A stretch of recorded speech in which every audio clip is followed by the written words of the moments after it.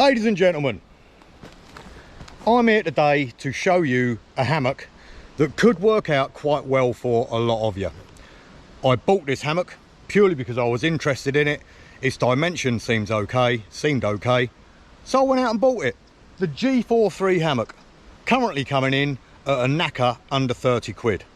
What do you get for 30 quid, I hear you ask? Good question. You start off, tree huggers, ×2. A decent carabiner, ×1. Webbing, which I do like, coming out of the hammock itself to attach. An internal ridgeline. You get 3.3 meters of hammock.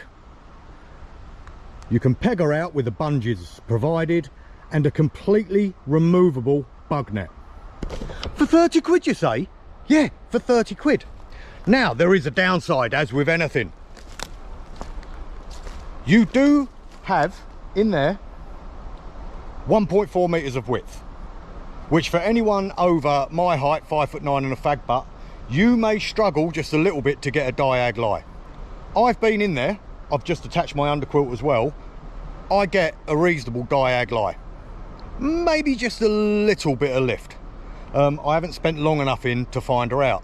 I am going to spend long enough in her because I'm going to take it probably on my next camp, put Johnny in the other hammock that someone sent me to review. Wasn't sent this. I spent my hard-earned cash trying to sort you people out that have too short of hammocks. I'm going to jump in her. You can see what I see. You can see what I see. You can see what I mean. Step in between the guy lines.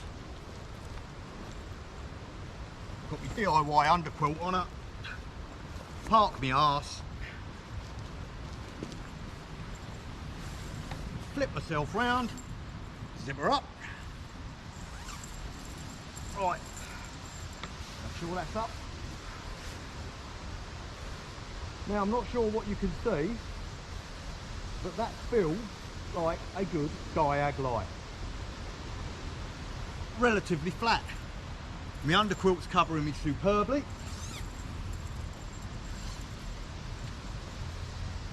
So, what other drawbacks do you get with a 30 quid hammock? Well, I'll tell you. First things first, the materials used. It is the parachute type nylon. It's not a ripstop nylon. If it rips, it's gonna rip. But if you look after it, it shouldn't bleed and rip. I've got old cheap Chinese hammocks that I've had for 5 years that are still going strong, and they were proper cheap.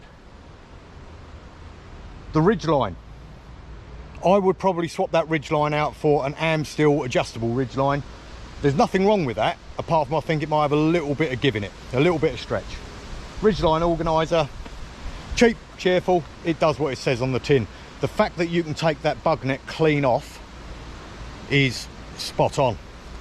All of the stitching, let's have a little look. Instead of doing triple stitching, it sort of is. They've put G's on them all because it's a G4free. See what they did there? Stitching on it, double stitching around the seams, single stitching around the bug net. I really can't complain. For a 30 quid hammock, I've got to keep emphasising, if you're a little bit taller than 5'9" and a fag butt, there's a good chance you need a wider hammock. So, you know, if you are a frontline user, not the XL, a normal frontline user, this is going to be a much more comfortable lie. If you don't want to take my word for it, I recommended this to Burton Outdoors a little while ago because he was having trouble kipping in his frontline. He was getting bananaed up, and the dimensions of this sort of made sense, although it is a little bit narrow. Have a look at his last couple of hammock camps and see what his opinion is of it after using it a couple of times. And he's a bit of a grumpy bastard, so if it was rubbish, he would tell you it's rubbish. But I thought I'd share this with you. One, because I've not been given it, I bought it. Two, it's a great little find for people that struggle to sleep in hammocks that are little, you know, little people. And yeah, it really ain't a bad deal. This is made from a single piece of material, meaning you're not going to get any of that cartridge or anything like that. So I'm laid here, mosquito net's off my head. Along that ridge line I've got a Ridgeline organiser, so you know you can stick what you like in there. If you're a taller person, I'm only 5'9" and a fag butt, you will struggle with this hammock a bit, I reckon. But am I, let's have a look at my legs, am I getting a reasonably flat lie compared to, sorry about the wobbly camera, compared to the cheaper hammocks you get, the parachute material hammocks? Yes, it's a very comfy lay, compact. I'm happy with it. For a cheap and cheerful hammock, this really could be the way to go. No rocking because you guide out.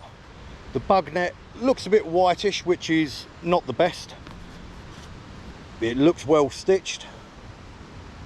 All in all, it really ain't a bad bit of kit.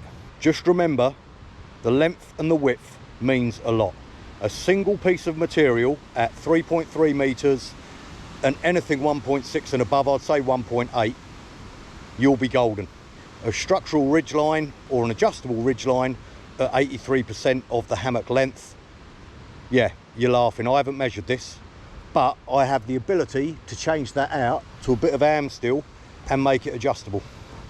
So all in all, this is not a bad shout. For under 30 quid, it could solve a fair few hammock woes. Have a look at my review of that one as well if you like. That's 70 odd quid, but you get a tarp with it. I prefer that one.